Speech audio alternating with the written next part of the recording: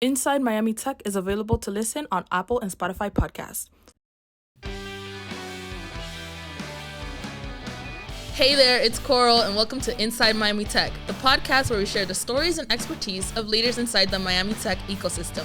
Today, we're joined by David Uioa, current president of INIT and former Microsoft Explorer intern. Welcome. Hi, David. Thank How you. are you doing? I'm doing good. It's been a bit, man. Yeah. I know. I feel like FIU is very small. You kind of know everyone. But yeah, it's been a while since we talked. I know, but I'm glad to see you back, and you just grew. I don't know, something about like being around young and ambitious people. You just see them grow, and it's just like, wow. Yeah, we gotta stay Te busy. fuiste para la luna, bro. I try. We'll see where I go after that. To Jupiter, you know? No. When you start your own business, let me know. We can be business partners. All right. Like the idea.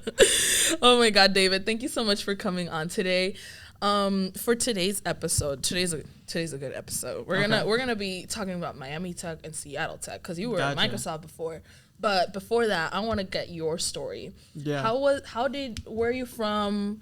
How did you get into technology here in Miami? Yeah. So I was born and raised here. Mm-hmm. My mom's Cuban, my dad's Nicaraguan. Ooh. And I think I got into tech because it was just something I could do in the middle of class, mm-hmm. not paying attention to the teacher, and do my own thing. Mm-hmm. It was like I'm on the computer, mm-hmm. and the teacher's teaching, whatever. I'm here writing up some HTML or inspect element, random stuff, whatever I could do, right? Because I was always just super hyper, super energetic. Mm-hmm. But eventually I realized like, wow, this is a skill that I could use for good, right? Mm-hmm. I could use to help other people, have an impact.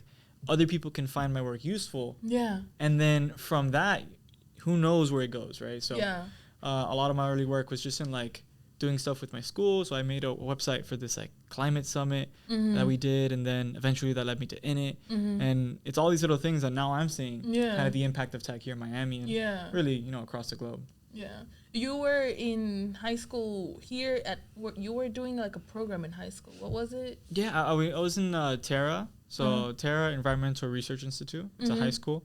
And then there I was in the AP Computer Science class, and then I was just trying to see where I could use tech, right? Mm-hmm. Just wherever it could be used and mm-hmm. have an impact, I would try to be there. Mm-hmm. And so, that started with the Miami Youth Climate Summit, mm-hmm. Where, again, like 300 students came to kind of talk about what is climate change, what's happening in Miami, mm-hmm. and I was the person that built the website for that. Wow. And so that was my forte into like, mm-hmm. Like I'm building something and mm-hmm. 300 people are using that. Mm-hmm. And now, that very much relates to INIT and what's mm-hmm. happening now with Shell Hack. So, mm-hmm. yeah. That's how I started. That's good. And how did that experience in high school help you become a better engineer?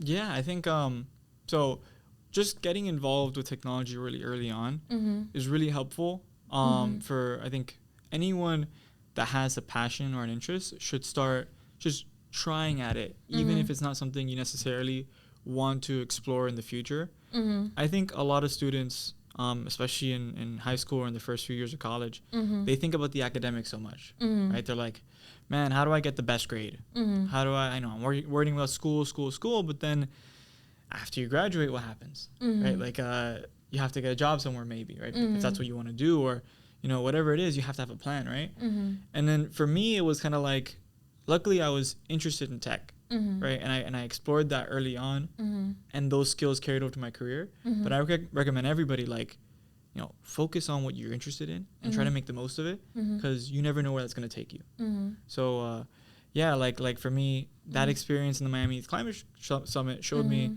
I could use these tech skills and maybe another organization, right? And FIU, that's in it, mm-hmm. right? And then at Microsoft, I was in the Bing team, and it was all these different things that I was like, wow, because of my tech skills, I can have an impact on people, and it's what I want to do in the future. That's good. It's good that Miami Youth Climate Summit kind of inspired you. Was mm-hmm. there any other person that inspired you to be so, pro-social technology, like having technology for good?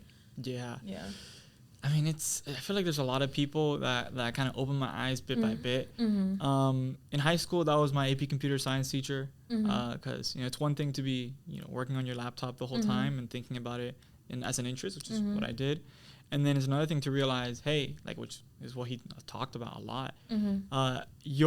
Whatever you do here in this classroom, even if you don't know it, could be something that millions of people around the world use. And who knows where that takes you, you know, financially speaking, you know, in terms of like helping people, who knows? And then in it, right here at FIU, it was like, there are so many people like Caesar, right? Who was the co-founder of International.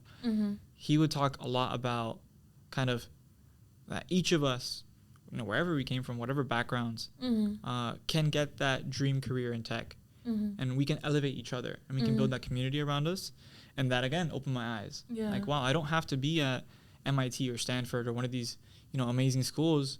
Everybody expects students to have to be at to make an impact in the world. I could do it right here in the city of Miami, you know, at FIU. Right. So that's again another eye opener.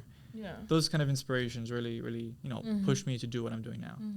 I guess being here in Miami, it's very different than how it was in your internship, because here a lot of people are, we come from Hispanic cultures, which are typically collectivist cultures. So it's not like it's not individualistic, whereas the end goal is like, I want to do this so we can get there. But over here, it's like we can all work together to get to a place together. It's really weird. It's different. It's something I didn't expect. And just to kind of like to play off what you were saying, it's like in, you know, I think here in Miami, everybody is very, it's a community, right? I very much feel that community, you know, vibe in everything we do, right? At FIU, at INIT, all the people we talk to, it's like, how can we help each other out? Because to get all of us, you know, somewhere better. In Seattle, it's very different. In Seattle, it's almost like people have this kind of like maybe competitiveness to them. People are kind of in their own world. It's not always a bad thing, right? But I think it just kind of goes to show, like, you know, what we do here in Miami, right? We got to do it to our best of our ability, right? We got to use our strengths. And yeah, like Seattle's interesting. Seattle's a cool place to visit. But the vibe is very different. The people are very different. You know, I thought when I first think of like a tech city, I thought it was going to be cyberpunk. But Seattle, it literally has mountains. It has Mount Rainier, and it has just like the ocean there. Alaska's pretty close. And you wouldn't think that of like a place like that, really. No, it's a beautiful city, right? And I think the vibe that best explains the people, you know, in Seattle is they're very free going. Like they enjoy their time, they enjoy the nature. Everybody's really nice, very sweet. And I think that's very different from what I picture Miami. Miami is hustle and bustle. It's we're trying to build our own future here. Right. It's like everybody is really ambitious, really energetic. There's a lot of back and forth, a lot of big ideas. Seattle is more free flowing, and I think that's one thing that I would say is a big deal when it comes to what we're doing in the tech scene in Miami. It's like the fact that we're so forward and ambitious and want to get things done. It's so unique. I feel like this is the start of like a new innovation hub happening, because first we have the Silicon Valley Bank. They just gave money to Emerge Americas, which is like the largest tech conference here in Miami.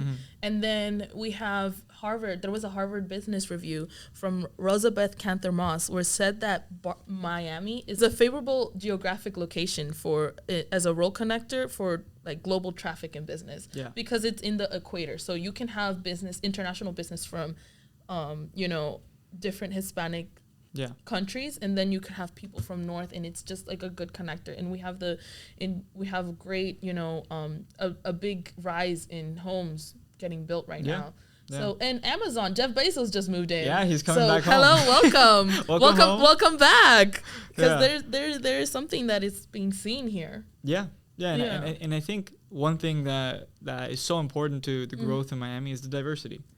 Right. When I was in Seattle, there wasn't one Nicaraguan restaurant. There wasn't one fritanga. It was maybe across the whole city. I couldn't go. Right. But it's like, it's very special what we have here in Miami. All these different cultures and backgrounds and ideas are coming here.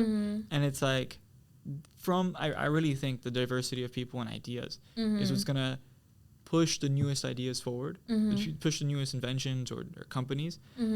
when you have diversity, you have people who think differently, and you need people to think differently, to disagree, and come up with a better solution, or come up with something new. Yeah, so. I noticed that because when we were doing Spark Dev together, everyone in our team was from a different place. Because you have to think about it, like diversity is not about, you know, just diversity of thought, but also diversity of experiences. Because if you have to think about when you're building software products, you're not just building software products for one type of person. You have to think of the different use cases for them as well, and the different people who are going to use them as well. Yeah, and different mindsets. Yeah, and different. It's like there's like when I first started at Microsoft over the summer, my belief was like, in order for me to do really well in this internship, I have to make sure to work hard, right? Yeah. And that meant showing up at the office, you know, a couple hours before everybody else, right? It was like 8 o'clock, right? Or 7:30, and I'd be in the office. Wow. And I would say, you know, a couple hours later. That wasn't me trying to, you know, do anything, but it was like the mindset I had, and I feel like it's the mindset my family has. You got to work hard. You got to make sure you do make a good impression. In Seattle, it wasn't like that. Like in general, people didn't show up that early or didn't leave that late, right? But it's important, like, in general, you want to have people of those different backgrounds and mindsets and ideas so that you can come up with something new, and you can hopefully like synthesize something that, again, appeals to so many different groups in the world, right? Like when like you were mentioning, if you build a product that's going to be global, you have to understand all those audiences that you're going to be targeting. Yeah. You can't build it in terms of just, you know, people in Seattle necessarily, right? If you're Microsoft or Google, your products are not going to be used by only people in Seattle. Yeah. So they shouldn't be built by only people in Seattle, right? But that's just one example, right? It's just diversity really does. It brings all these different mindsets and backgrounds and experiences to make something that I think appeals and works for everybody. Yeah. You were mentioning the competitiveness of Seattle. Could you tell me a little bit more about that? Yeah, so I think like competitiveness in terms of like the people there of like Seattle, or like kind of us interns going in there from Miami. I mean, just like the tech scene in there in general. Yeah. What's really nice about Seattle is I feel like people have the liberty or like the foresight to be, you know, to say, I want to build this business so I can go ahead and do that. Right? Not a lot of I think it's getting more popular here in Miami for sure, especially in the tech scene specifically. Yeah. Right? But in Seattle, that isn't a weird opinion to have or a weird idea, right? You show up to, I was in a bookstore and I'm just sitting down reading or you know, drinking coffee, and then, you know, I'm overhearing this conversation about this startup that these two guys are building, right? And I'm listening intently, right? I want to hear. But it's like, that's a very normal idea to have. Wow. And I think in Miami, it's luckily in tech, it's becoming more normal, but it's still a baby. Yeah. It's just, it's not like the most like common idea, and it should be more common, right? If people want to bring that change, if people want to do something ambitious and take that risk, they should, right? So yeah, and I think the real big difference is that Seattle, it's a very common opinion. People are comfortable making that decision, and there's so many kind of resources, other people that they can talk to that are doing that same thing. So of course they can get help, right? Luckily, I think with this, just again, the tech scene that we're building here in Miami, it's making that idea more comfortable. The more companies that move down here that are focused on tech, the more people that are building companies here in South Florida and Miami, the more comfortable, you know, other people that may have not thought about it before can, you know, they are now more comfortable to do it. Would you feel like there's sort of like the cultural impact could also be a factor of that? Because you have to think about it. When you come to the United States, the whole thing that your parents are telling me is like, oh, go get a job. But like starting a business, it's kind of like treading water. It's like, wait, what do you mean you want to do a startup? Mija, what are you talking about? Yeah, big time. Yeah. I think there's a lot to say there. Yeah. I think it's like, it's just not normal, and maybe sometimes you know, our families don't really think it's safe. Right? Yeah. It's very risky. It's a risk. Yeah. Right. And so again, the mindset that my parents had, definitely when I was younger, it was like, you know, we come to the United States, we work hard, we get that job, we secure, you know, we really secure our safety, right? And then we can have a good life, a safe life with a family, and that's just how it goes. Taking that kind of risk, isn't something in that equation, right? Obviously, they always supported me in saying like, hey, if you want to do something, like go ahead and do it.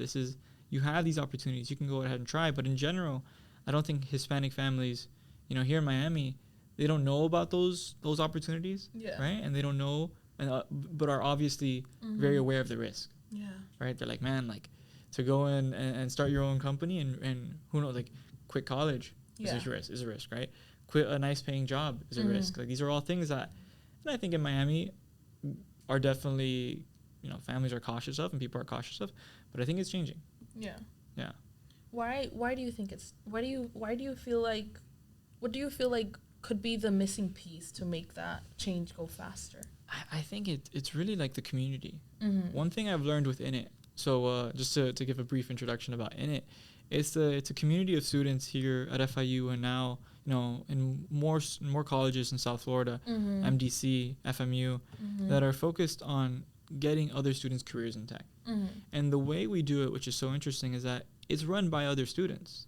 We're all students trying to help each other. You can join our Discord and then talk to other people, and all of a sudden you'll have people interning at all these great companies. You'll have people building startups. You'll have people working in deep AI and deep learning, or you'll have people doing like low-level embedded systems, all types of tech. And you can talk to them and learn from them in a very natural way. It's that community of people that are willing to help you and achieve what you want to do that I think is the biggest enabler of all these new students, more students coming into the club, learning about what it is, and then getting that career, right?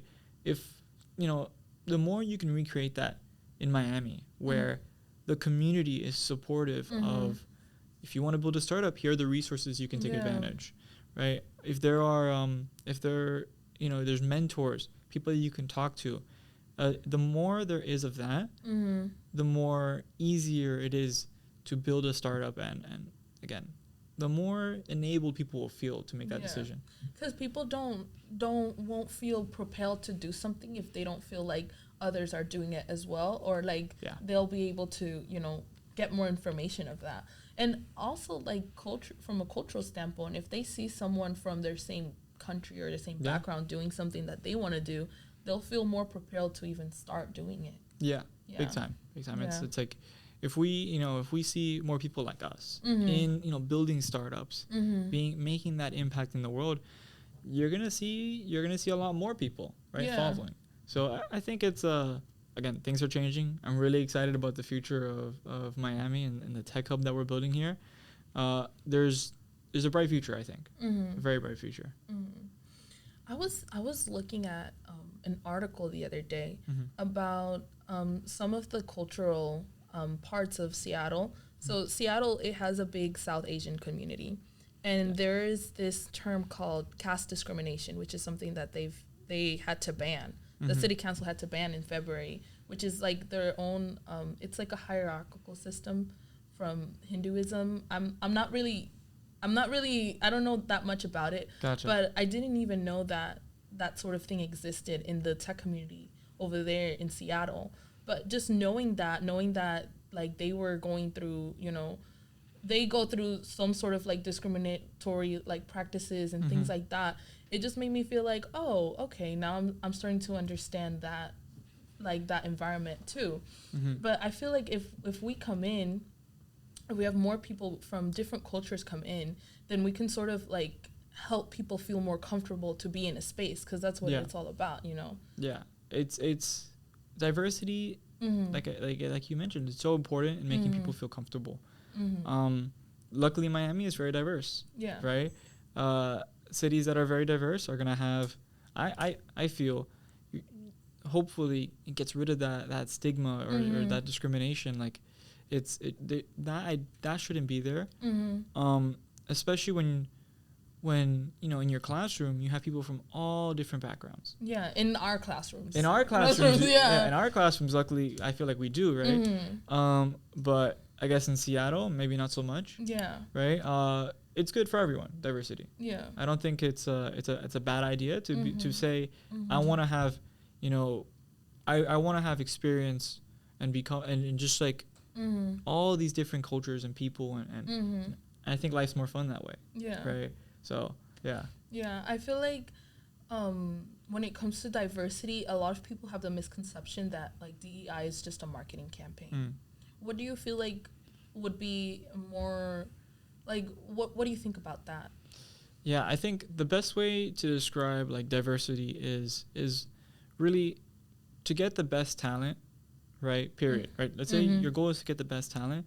You can't always look in the same places that everybody else is looking, right? And that's kind of just being very pragmatic about it.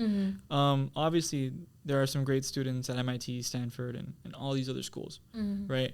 But like I mentioned before, the mindset in Miami, right? The ambition, the drive, the so many students that are trying to compete. They're working really hard to make sure that they can get a job, right? Maybe that's something you want at your company, right? Yeah. And you don't really see it in places like MIT or Stanford, right? The ambition, I think like, and that's just an example of maybe Miami very specifically, but in general, you're not gonna find these unique talents or perspectives or mindsets if you only look at a couple of places. Yeah. If you want your company to and again, when we say diverse, it's really like you want a little piece of every culture, every like possible opinion of different backgrounds so that you can make the right decisions. You can't look at 2 or 3 places. You have to look everywhere. And you're going to find great talent everywhere. Because like I said, there are students and kids right now here in Miami and everywhere else in the world that maybe didn't have the opportunity to go to MIT or go to one of these hotspots that these tech companies are looking for, but have been working on this stuff on their own free time because they genuinely care and they genuinely have a passion for it. Yeah. And so they're going to be just as capable as an MIT grad or a Stanford grad for a company like Google or Microsoft, right? So, why should a company like Google and Microsoft only look in the top places? They should also explore all those very young, ambitious kids that are studying very hard, doing what they're passionate about, and could, again, be just as good as an MIT or Stanford grad. I had a guest here who used to go to an Ivy League, and he explained to me that there is a culture of gatekeeping in those communities. Like, because they get to such a level because of the name of their and the status of their school that they're like, oh, I can't tell you nothing because I see you as a competitor. Yeah, it's competitive, I'm sure. Yeah. It's very competitive. Just to get into these schools, it's really competitive, right? The way we have here in Miami, I feel, especially at INIT, the way we've done things, it's just we don't gatekeep. We're trying to help every other student out as much as possible. We help each other out because we know if we all get better, that works better for all of us, right? It doesn't help anyone else for one student to gatekeep opportunities about internships or gatekeep what it means to be good at technical interviews. It does everyone a disservice. And so it's like the more we can help each other out, right, the more all of us grow. And that's a skill that, for example, one of these companies could be looking for, right? Of course, MIT and Stanford have a lot going for them, right? The students there, I'm sure, are very capable, very competitive, right? But do you also want team players? Do you also want people who have, always the way they've grown? For example, you kind of students here in Miami at FIU, it's like the way they grow is by helping other students and by participating in that community, and that's their mindset first and foremost. You might want students like that in your company, right? And so that's what I think we mean by diversity, and it's better to have that mindset, in my opinion, than to be gatekeeping information or gatekeeping stuff that would help all the rest of the students also be better and succeed. And I also noticed in other schools that all the clubs, they sort of are competitive, even at a leadership level. They're kind of competitive within themselves. But I see you guys are always collaborating with other clubs and organizations here on campus that are doing similar things, but are kind of like a little bit more niche. And you're not like, oh, it's only us that you can do stuff. Like, there are people who can do multiple stuff. I feel like FIU is kind of like a soda fountain. Yeah. And yes, we have Coca-Cola like in it, Mm-hmm. but then we have other, we have Fanta, we have Sprite, we have, Yeah. What's it called? Tropical juice. Yeah. But we're all here together trying to help Miami become a better, either technological system, helping students even get into startups. I haven't even touched on that. How would it, because you explained how diversity is important for getting, like, recruiting into a company, but what about, like, how diversity is important when building a startup? Yeah, I think, the diversity is really interesting. So if I'm building a startup and I'm usually targeting a very niche audience, right? I'm saying I'm solving this problem for a very specific group of people. Eventually, maybe my product, my solution could be expanded to help so many more people, right? But usually it's a very niche thing. And I guess, diversity in that mindset is, one, do you have people that understand the problem that you're trying to solve, right? Like here in Miami, if we're trying to solve a problem that other people in Miami have, we have to understand their background. Yeah. Right? We have to understand what they're going through, what challenges they face, so we can come up with the best solution, right? And then diversity on the opposite end, right, is like, okay, maybe we do have a very strong understanding of like what this problem is and exactly what is needed here, but maybe we're missing a piece of the puzzle because we're so kind of like tunnel visioned into our own approach, right? And again, I'm no one to speak completely on startups. I've never built a startup. I don't know, right? I mean, running a club is kind of like running a business, to be honest. It definitely feels that way. Don't get me wrong. It feels that way, but I can't 100% speak on startups, but I would imagine like having someone with a contrarian opinion sometimes and being like, hey, have you tried this? What about this scenario? And what about this? Someone that thinks differently, that's also important to test whether your solution really is the best, to make sure that you've thought of most things, that you really understand the circumstance. What if someone with an outside opinion does find something in your group that you're trying to, whose problem you're trying to solve? What happens then, right? Like this is like diversity is really important in different perspectives and different mindsets, different experiences, especially in a startup when you have to be competitive in your solution, right? Whatever you're building has to have at least a strong understanding of who you're solving this for, and think about the possibilities that you yourself are not thinking about. Yeah. And it could be for so many solutions. Like how you said, like, we need more people like how we have in Seattle, people who are just like, you can walk into a coffee shop and just talk about like, hey, I want to build this thing. And if we have more people like that here in Miami, I feel like it would be like a great benefit, especially for problems like, climate change and sea level rise.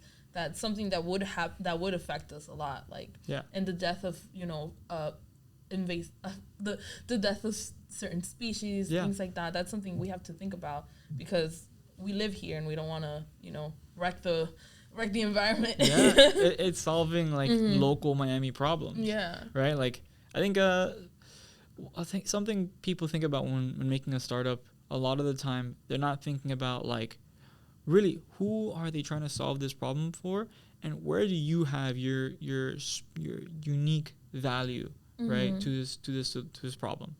So for example, who would, like, for example, the students at FIU, what would they be the most tasked to solving? A problem that other Miami students or Miami residents have, right? Like, because they see this problem day in and day out, possibly, right?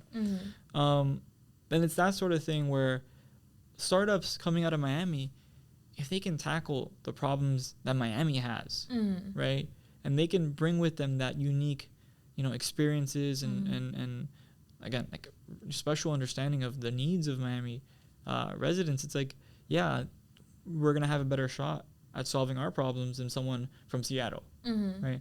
So maybe that's something to think about for anyone trying to start a startup and that's really interested in making a difference in their community. It's like you are one of the most kind of like perceptive of your own community, right? So maybe take a chance on solving climate change, which is super important here in Miami, or one of these other problems that we see day in and day out, so we might have the best understanding to solve it. That's so important. And it's not that we're like hating on Seattle. We love Seattle. No, Seattle. I love Seattle. We love Seattle. Yeah. We love New York. We love Austin. We love all of these big tech cities. Mm-hmm. What we're just saying is that we are seeing a new baby come up Yeah. on the United States, and it's gonna help us make more money. So if you're a company and you want to build something, move to Miami. Come to Miami. Yeah. Oh, definitely. Yeah. This was such a great conversation, David. Yeah, thank you for having me. Yeah, thank you so much for coming. Now I'm just gonna let you, promote anything. I think you've promoted it a little bit, but promote anything that you'd like and how people can reach you. Yeah, so definitely feel free to reach out to me on LinkedIn, on Instagram. One of the the work I've been doing this year has really been in it. And it's helping other students get their dream career in tech, right? Mm-hmm. I feel like it's not an easy thing to do for a lot of students. They don't have that understanding of what does it take, right? And we want to help those students understand, okay, I need to get a better resume, I need projects, whatever it is, right? Contact your recruiters.